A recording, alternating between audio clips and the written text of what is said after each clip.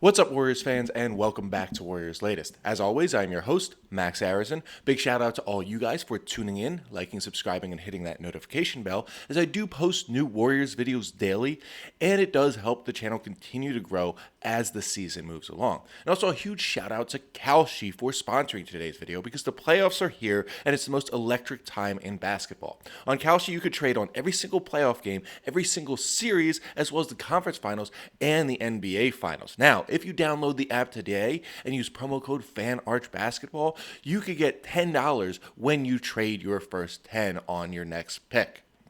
Now, for me personally, I've had a lot of fun going against the grain with some of my predictions and then going with the grain on others. Now, their probability changes in real time because you are playing in a live market and there is no house.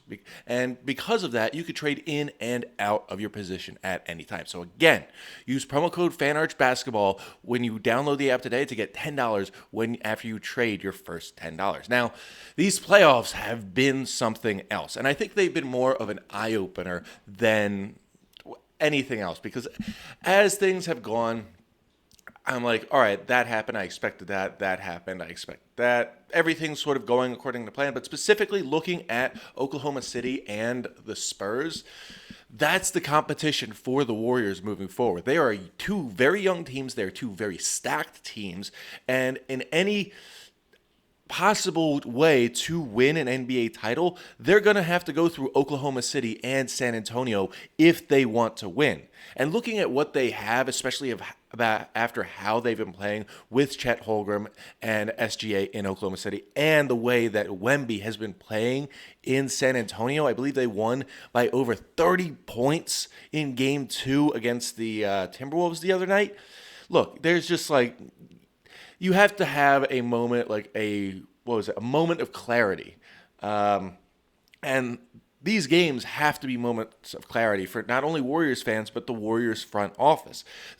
Even if you get players like maybe LeBron, Giannis, maybe Kevin Durant, even though I think that's highly unlikely, you get the band back together.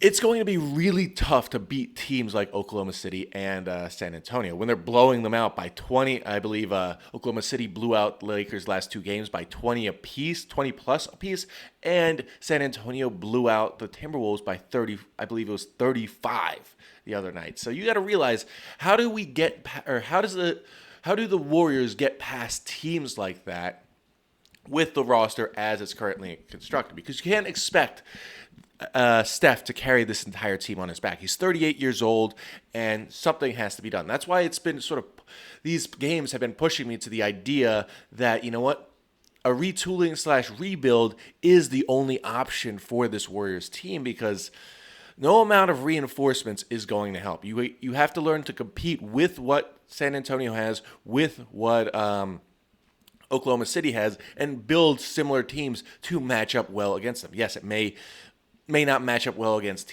other teams, but when it comes down to it, they are going to get by those other teams to face San Antonio and Oklahoma City. So that's the direction they have to take moving forward, because the idea of bringing in Giannis or trading a pick to get a top player is not going to move the paradigm or move the needle enough to the point where they can compete with these two teams, because these are perennial championship contenders, and it's going to be really tough getting by them. And it's because of that, I have to say, that all these rumors I've been hearing over the last few days about Jamal Murray potentially coming to the Warriors is nothing more than hot air. And the reason that it's hot air is the fact that it doesn't make no sense. It doesn't make any sense, because of the fact that, you know what?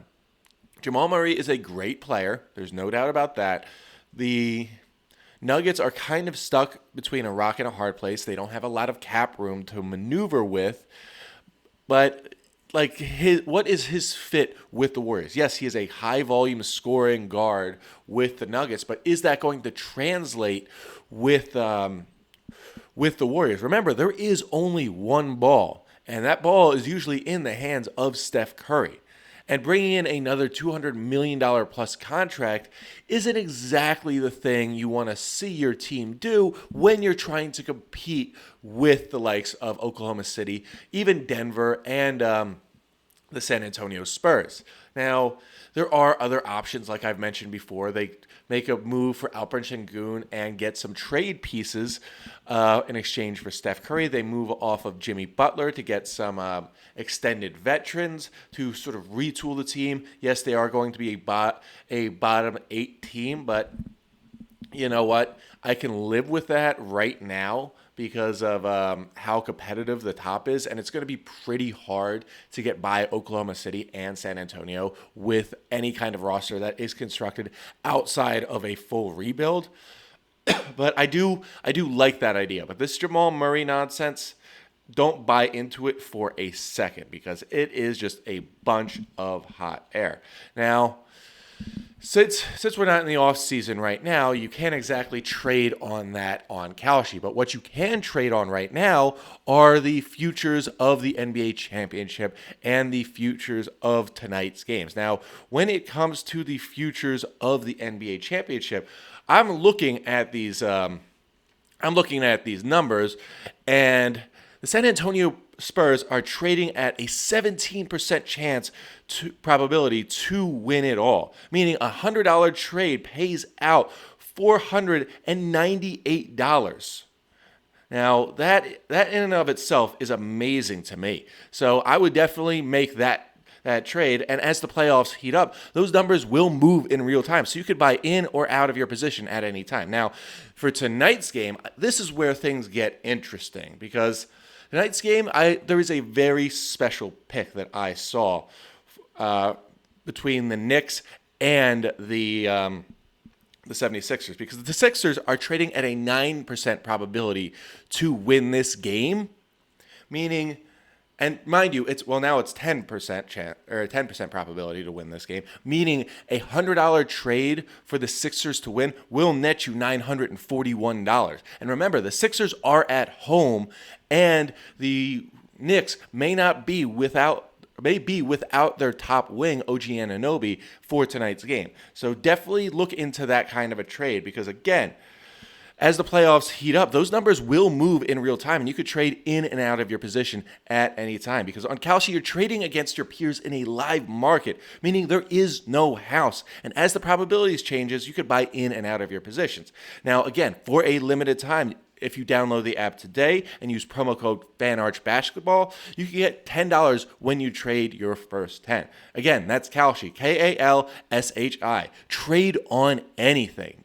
Now, when it comes to just regular trades outside of what's going on in the playoffs, this weekend brings a very interesting direction for the Warriors because it is the weekend of the NBA lottery. Now, as of right now, and while going in, the Warriors have a 2% chance of landing the number 1 overall pick and a 9.4% chance of landing in the top 4. And while I do hope that they land the number 1 pick and draft AJ, I'm not counting on it. But if they get a top 4 pick, maybe whether it be 2, 3, or 4, I want to see them get Cameron Boozer because he's a good power forward that gives them options for the future. Now, we know he made that mistake in the NCAA tournament, and that can be forgiven. But when you come from stock like he comes from, with his dad being a 2-time All-Star and a very good player in the NBA for over 15 years, I like what I'm coming. I like what I'm seeing. So if it's not AJ, if it's not